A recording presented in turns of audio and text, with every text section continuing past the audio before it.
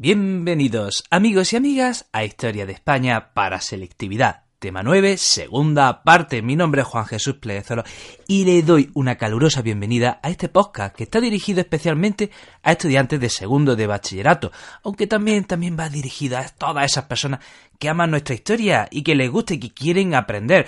Y es que, yo sé que los que, si me estás escuchando porque estás en segundo de bachillerato es muy duro, es un curso difícil, es quizá el año que más vas a estudiar. Por eso espero que estos audios sirvan de herramienta, te sirvan de apoyo y bueno, que te mando un abrazo y que pa'lante, ¿eh?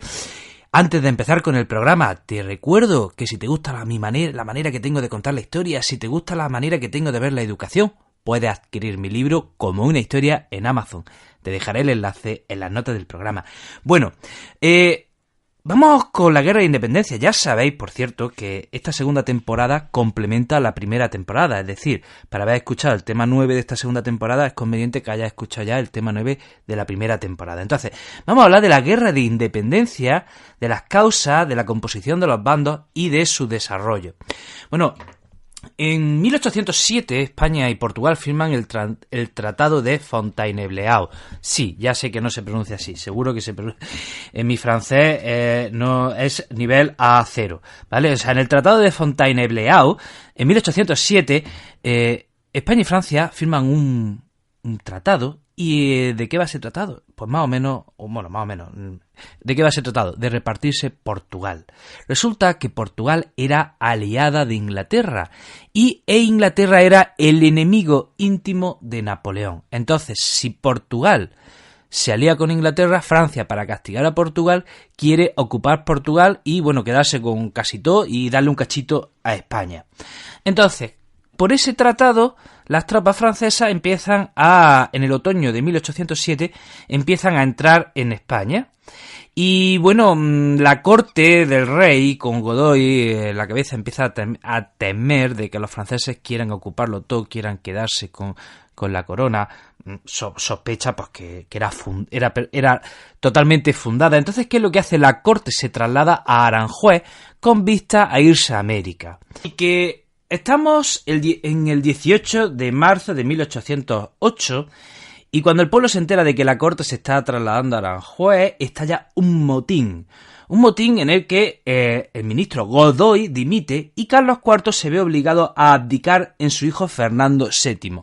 Mientras tanto, un general francés, Murat, está entrando en Madrid.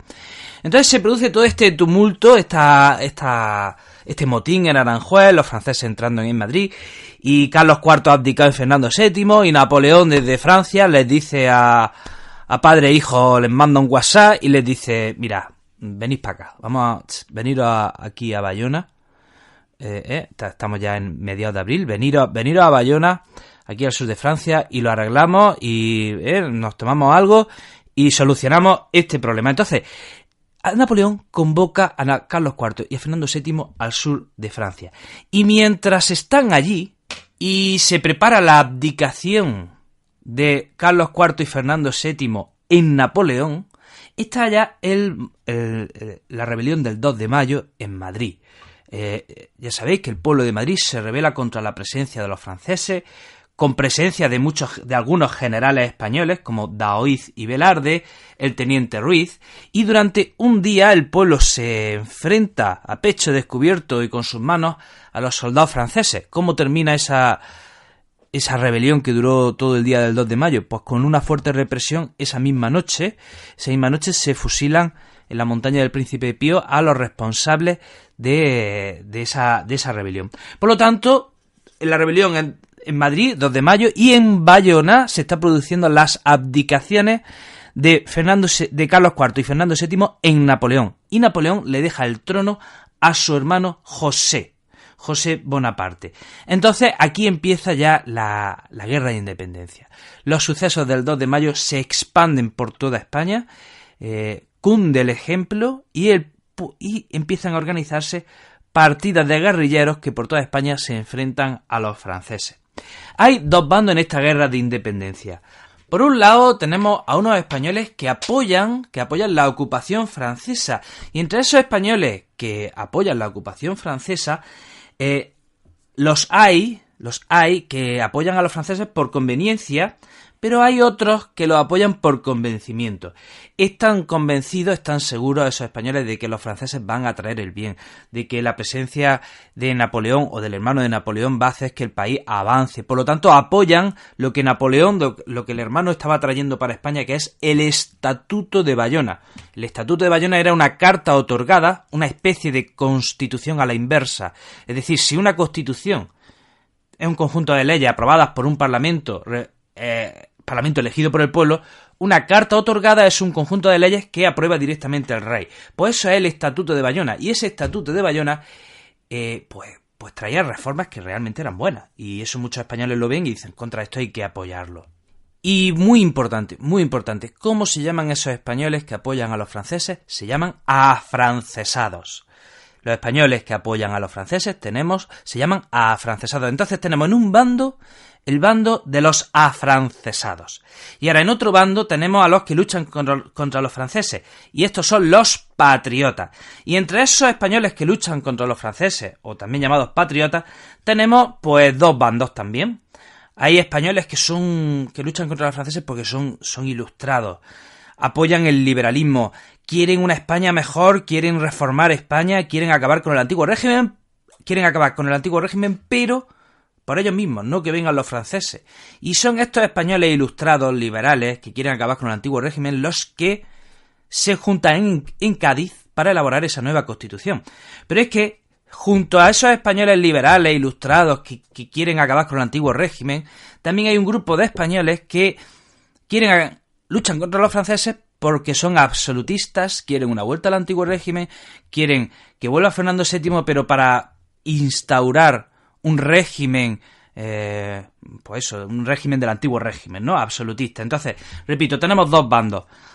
Por un lado, afrancesados, y entre los afrancesados están los que apoyan a los franceses por conveniencia y los que apoyan a los franceses por convencimiento, y luego están los patriotas que luchan contra los franceses. Y entre los patriotas tenemos a los absolutistas que quieren una vuelta al antiguo régimen y a los ilustrados que quieren reformar el país y se convocan en Cádiz para elaborar la Constitución. Bueno, vamos a ver entonces las campañas militares. Hemos dicho que todo empieza el 2 de mayo en Madrid. El 3 de mayo, esa noche del 3 de mayo, se reprime la revuelta y entonces los franceses se dirigen al sur. Se dirigen a Sevilla, se dirigen a Cádiz. Dupont se dirige a Córdoba en junio, saquea Córdoba, y ya los españoles empiezan a organizarse. Estamos hablando de una lucha, de una guerra de guerrilla. Estamos hablando que los españoles se organizan en partidas de guerrilleros para hacer frente a los franceses. Entonces el general Castaño se dirige desde Sevilla para enfrentarse a los franceses. Y otro general, Reding, se dirige desde Granada para enfrentarse a los franceses. ¿Dónde se produce el enfrentamiento? En Bailén, la batalla de Bailén. 19 de julio de 1808 se produce una batalla y aquí los franceses sufren la primera derrota en campo abierto. Sufren su primera derrota en campo abierto. Imagínense, julio, los que somos de Jaén lo sabemos. Jaén en julio y en agosto, o sea, el calor que hace ahí, o sea, no se lo imagina, vamos, solo se lo imaginan los que somos de allí. De verdad, o sea, no me extraña que perdieran los franceses porque tendría que hacer un calor de carajo, por no decir otra palabra. Entonces, los franceses, al perder en esa batalla de Bailén, tienen que abandonar Madrid y replegarse al norte. Y aquí es cuando ya el primo de Zumosor, Napoleón, tiene que entrar en España. Napoleón, en 1809, interviene en España para poner orden, en otras palabras, para terminar con la ocupación, reprimir a los españoles y reinstaurar a su hermano José en el trono, porque su hermano también había tenido que abandonar Madrid. Entonces, ¿qué sucede? Pero aún así, aunque llegase Napoleón a España, no se pacifican las cosas.